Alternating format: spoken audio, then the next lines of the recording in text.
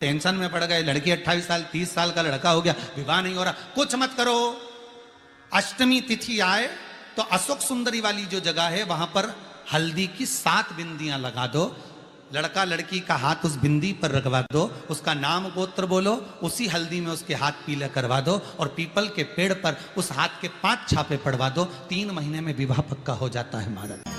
और कोई माताएं कह देती हैं, कोई बच्चा कह देता है मम्मी मुझे याद नहीं होता, याद करता हूँ परीक्षा हॉल में जाकर भूल जाता हूँ, मैं कुछ पढ़ता हूँ बाद में जाके भूल जाता हूँ, स्मरण में नहीं रहता। तो उनसे भी निवेदन है, आप माँ नील पाठ नहीं पढ़ सकते, स्तोत्र नहीं कर सकते, संस्कृत में नहीं पढ़ सकते, तो माँ नील सरस्वती के नाम से अष्टमी नवमी और चतुर्दशी के दिन एक शंख पुष्पी पुष्प को, नीला कलर का जो फूल होता है बेल में लगा होता है, जो शिव जी को अति प्रिय होता है, उस पुष्प को आप जलाधारी पर रख दीजिए। जलाधारी जानते हो ना सब लोग, शिवलिंग पर नहीं, जलाधारी पर रख दीजिए और जल चढ़ाना 7 बार प्रारंभ करिए। बाबा देव अधिदेव महादेव आपको याददाश्तता में प्रवर करेगा। परीक्षा हॉल में जितना तुम याद कर कर गए हो, अच्छी मेहनत कर कर गए हो, तो भूलोगे नहीं, तुम्हारी बुद्धि तीव्र होती चली जाए, प्रबल होती चली। अब जरा माताएं बड़ा ध्यान लगाकर सुनिएगा, कथा चूके ना। आपको 10 जगह जाकर सिर नवाने की जरूरत ना पड़े, एक महादेव के चरणों से ही आपका आनंद सुख प्राप्त हो जाए। एक मट्टी का पात्र, और मट्टी का अगर कोई कलश है छोटा सा, उस कलश के ऊपर तांबे का कलश,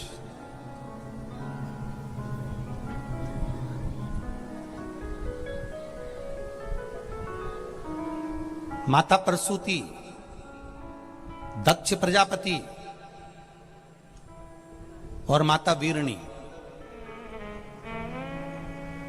इन तीनों का स्मरण कर कर, जो बड़ के पेड़ के नीचे जो शिवलिंग हो, बड़ के पेड़ के नीचे जो शिवलिंग विराजमान हो, चाहे वो ओटले पर हो, चाहे वो पत्थर का हो, चाहे वो सीमेंट का हो, चाहे वो कंकर का हो, चाहे वो मार्बल का हो, चाहे वो जिस भी चीज का हो, बड़ के पेड़ के नीचे जो शिवलिंग हो, उसमें सीधे जब आप कलश लेकर जाएंगे तो मिट्टी का पात्र, उसके ऊपर तांबे का पात्र भरा हुआ, दोनों को एक साथ पकड़ कर ले जाएंगे। पर जब आप शिवलिंग पर दक्ष प्रजापति, प्रसूति और वीरणी, इन तीनों का नाम लेकर सीधे हाथ में मट्टी का पात्र और उल्टे हाथ में तांबे का पात्र लेकर धीरे धीरे शिवलिंग पर जल समर्पित करेंगे, और उस जल का पान उसी वट वृक्ष के नीचे दोनों पति पत्नी अगर पान कर लेते हैं और संतान की कामना कर लेते हैं, तो भी मेरा महादेव संतान प्रदान करता ही करता। पर ये जो क्रम किया जाता है, ये केवल बैसाख के महीने में ही किया जाता है। बैसाख महीने की जब शिवरात्रि आए या बैसाख महीने में अष्टमी तिथि आ जाए या बैसाख महीने में सोमवार का दिन पड़ी जाए, तो प्रयास करना कि आप संतति के लिए, संतान के लिए आप ये प्रयोग कर सके। अष्टमी तिथि या नवमी तिथि किसी भी महीने की,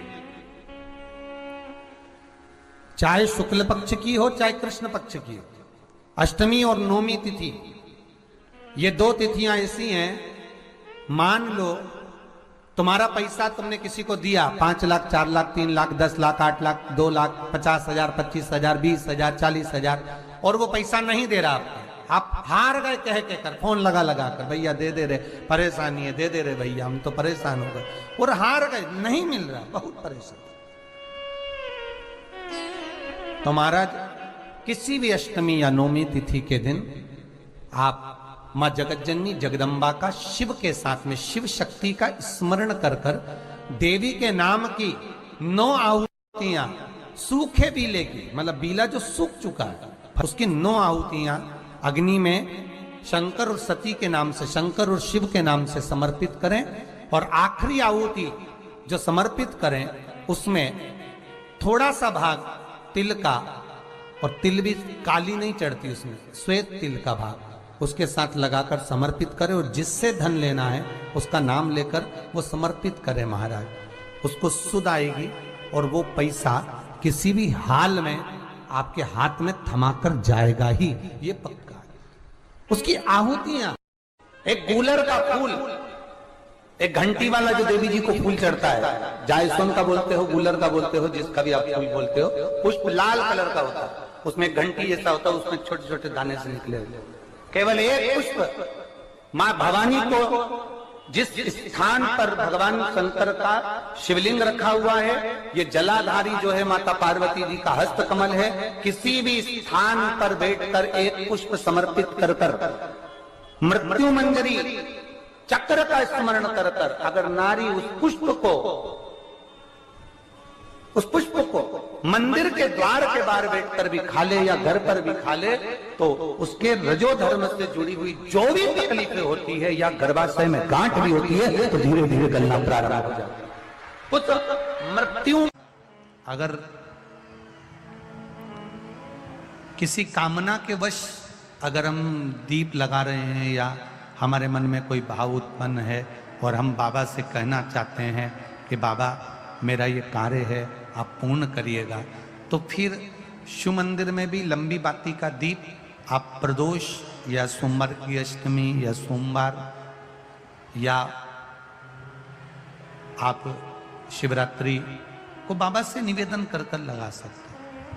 हाँ, विशेष जब कोई एक बहुत बड़ी बात हो और आपके कार्य में कहीं अटकल हो रही हो, तो एक ही दीप में दो बाती, शिव और शक्ति, लंबी बाती बनाई शिव और शक्ति के नाम से, दो बाती एक साथ एक दीप में भी लगा सकते हैं।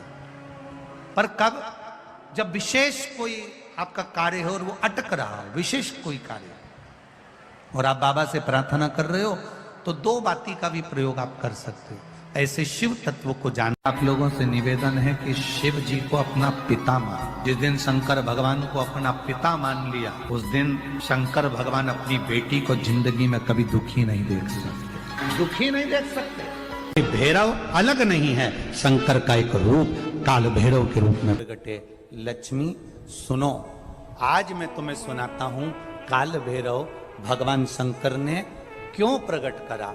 उसका कारण केवल एक है, जब देव अधिदेव महादेव अपने नेत्र बंद कर कर बैठ जाते हैं और समाधि में लीन हो जाते हैं, साधना में लीन हो जाते हैं, तब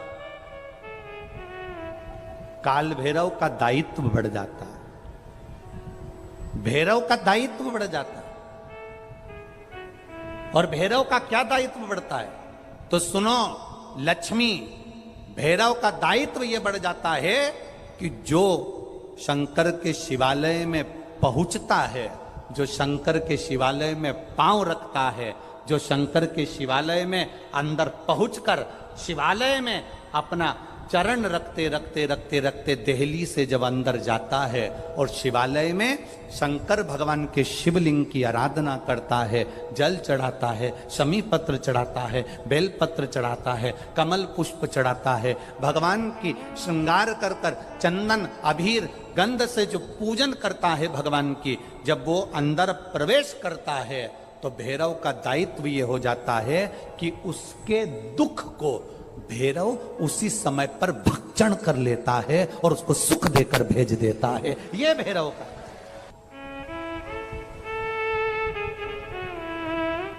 काल भैरव का काम क्या है? काल भैरव का कार्य क्या है? ये यहाँ राजस्थान की भूमि पर तो वैसे भी भैरू जी के मंदिर बहुत है, बोलो सही है कि गलत है?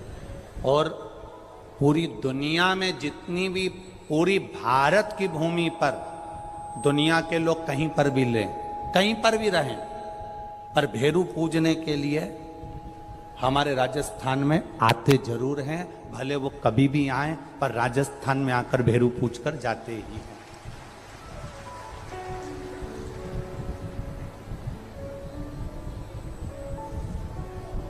भैरव का काम क्या है?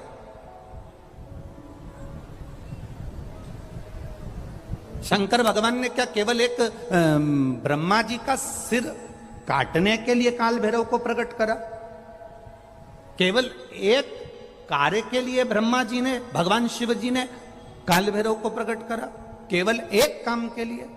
नहीं, मेरा भोलेनाथ एक कार्य के लिए काल भैरव को कभी प्रकट नहीं कर सकता, क्योंकि मेरे भोलेनाथ ने जब जब जो काम किया है वो संपूर्ण ब्रह्मांड के कल्याण के लिए किया है। इसलिए ब्रह्मा के सिर काटने के लिए, अकेले केवल ब्रह्मा का सिर काटने के लिए भगवान काल भैरव को प्रकट नहीं कर सकते। तब काल भैरव के प्रकट होने का कारण क्या है? भैरव के प्रकट होने का कारण क्या है? भैरव जी के प्रकट होने का कारण क्या है? भैरव प्रकट क्यों हुए हैं? तो शंकर भगवान जब काल भैरव जब नारायण के यहां बैकुंठ में गए और भगवान बैकुंठ में जब पहुंचे तो लक्ष्मी जी ने भगवान नारायण से पूछा, प्रभु मेरे मन के संशय को मिटाइए, ये भैरव प्रकट क्यों हुए हैं? केवल ब्रह्म।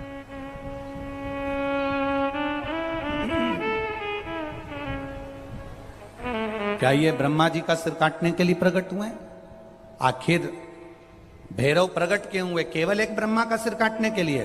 भगवान विष्णु ने कहा नहीं, केवल ब्रह्मा का सिर काटने के लिए काल भैरव नहीं प्रकट हुआ। ब्रह्मा जी का सिर कट गया था, काल भैरव को भगवान शंकर ने प्रकट कर दिया था और काल भैरव ने जाकर ब्रह्मा जी को अपने हाथ की उंगली का नख तोड़कर उनका शीश काट दिया था। काल भैरव, जब काल भैरव ने शीश काट दिया, शीश कट गया,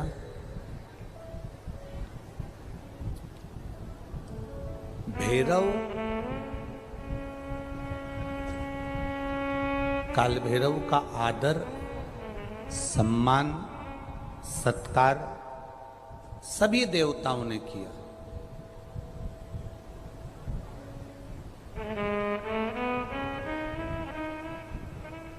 भैरव क्षेत्र का देवता होता है।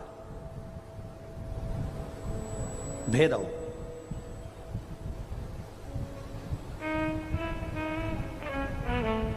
चौसठ तरह के भैरव होते हैं।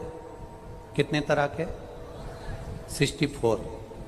64 तरह के भैरव होते हैं और 64 तरह के भैरव, जितने भैरव होते हैं उतनी भैरवी होती है, क्योंकि शिव के साथ शक्ति जरूरी है, भैरव के साथ भैरवी जरूरी है, क्योंकि भैरव शंकर भगवान का एक अंश रूप है, क्योंकि शिव ने उसको प्रकट करा।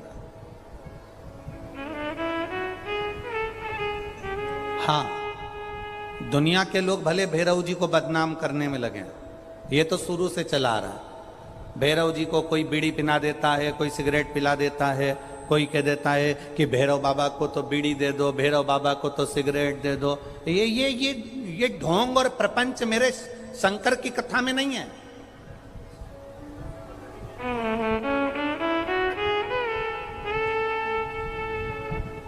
शिव का एक अंश है भैरव। काल भैरव जो प्रकट हुआ वो शंकर भगवान का एक अंश है।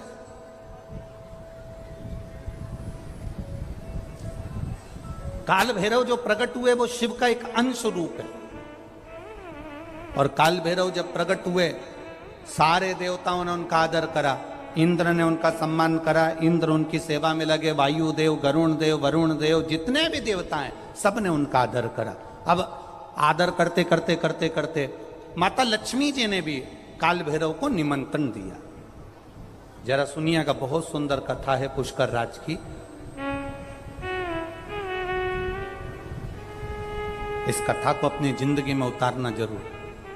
काल भैरव का निमंत्रण माता लक्ष्मी जी ने दिया और माता लक्ष्मी जी ने काल भैरव को निमंत्रण दिया कि काल भैरव आप बैकुंठ में पधारो और बैकुंठ की भूमि को आप पधार कर आनंदित करिए। तो काल भैरव भगवान का नाम उच्चारण करना, कैसा भी चर्म रोग हो, कैसी भी बीमारी शरीर की चमड़ी से जुड़ी हुई अगर हो गई है, काल भैरव भगवान का स्मरण फल देता। भैरव भगवान का नाम लेकर जल समर्पित कर कर मां भैरवी का स्मरण कर कर जल की धार का स्मरण। शिव शंकर, यह शिवलिंग है, यह जलाधारी है। जब जल चढ़ाएं, दक्षिण में खड़े होंगे, जहां पानी बहता है वो उत्तर में जाता है। शिव जी का जो पानी है वो बहकर कहां जाता है? उत्तर में। तो जहां से पानी बहता है उसके ठीक विपरीत में खड़े होकर बैठकर आप शिव जी को यहां जल चढ़ाएं। ओम भैरवाय नमः, शिव भैरव का नाम लेकर जल समर्पित करें। मां भैरवी का नाम लेकर यहीं से जल की धार यहां चढ़े। जो जलाधारी है गोल चौकोर, जो भी जलाधारी आपके पास के मंदिर में, वहां भैरवी का, मां भैरवी का नाम लेकर, पहले बाबा का भैरव शिव का नाम लेकर यहां और मां भैरवी का नाम लेकर यहां जल समर्पित करें। जो जल चढ़ता है उसी जल का प्रोक्षण अपने शरीर पर करें या थोड़ा सा झेल कर लाकर उसको पूरे जहां जहां तकलीफ है पूरे शरीर में लगाना प्रारंभ करें। डॉक्टर की दवाई भी खाते रहें, इलाज भी कराते रहें और साथ में ये बाबा भैरव का नाम भी लेते रहें। आराम लगेगा, होगा। शिव तत्व की प्राप्ति का सुख है। भगवान भैरवनाथ का स्मरण। लोग कहें कि कई लोग कहते हैं शंकर जी अलग हैं, भैरव अलग हैं, कोई कहता है शिव अलग हैं, भैरव अलग हैं, कोई कहता है जगत जननी दुर्गा अलग है, भैरवी अलग। ना ना ना ना, ये व्यर्थ की बातों में आप मत पड़िए। शिव महापुराण, हमारी बात पर भरोसा नहीं तो शिव महापुराण की कथा लेकर आओ, गीता प्रेस गोरखपुर की, और शिव महापुराण की कथा को हिंदी में अपने घर में रहकर जब फुर्सत मिले तब पढ़ो तो आपको ज्ञात हो जाएगा मुझे प्रकट क्यों करा, किस लिए प्रकट किया। जिस समय पर काल भैरव प्रकट कर 64 योगिनियां नृत्य कर रही हैं, मां कंकाली काली भी नृत्य कर रही है, देवियां सब प्रसन्न है, देवता स्तुत है। और शंकर भगवान मंद मंद मुस्कुराते हुए काल भैरव को प्रकट करते हुए कहते हैं, काल भैरव पूछता है मेरे को प्रकट करने का कारण क्या है, क्यों प्रकट किया, किस लिए। काशी वाले कहते हैं कि काल भैरव काशी के कोतवाले हैं, पर शिव महापुराण की कथा कहती है कि काल भैरव केवल काशी के कोतवाल नहीं, काल भैरव पूरी भारत की भूमि, पूरे विश्व के कोतवाल है। पूरे विश्व के मृत्यु लोक में जो जन्म लेता है, शास्त्र कहता है, हमारे शास्त्र वर्णन करते हैं, ब्रह्मा ब्रह्म लोक में विराजमान है, भगवान विष्णु वैकुंठ लोक में विराजमान है, भगवान शंकर मृत्यु लोक में विराजमान है। भगवान शंकर अपने नेत्र बंद कर कर बैठे रहते हैं। मां सती ने, माता पार्वती ने शंकर भगवान से पूछा था इस काल भैरव को क्या केवल ब्रह्मा जी को मारने के लिए, ब्रह्मा जी का सिर काटने के लिए प्रकट करा आपने?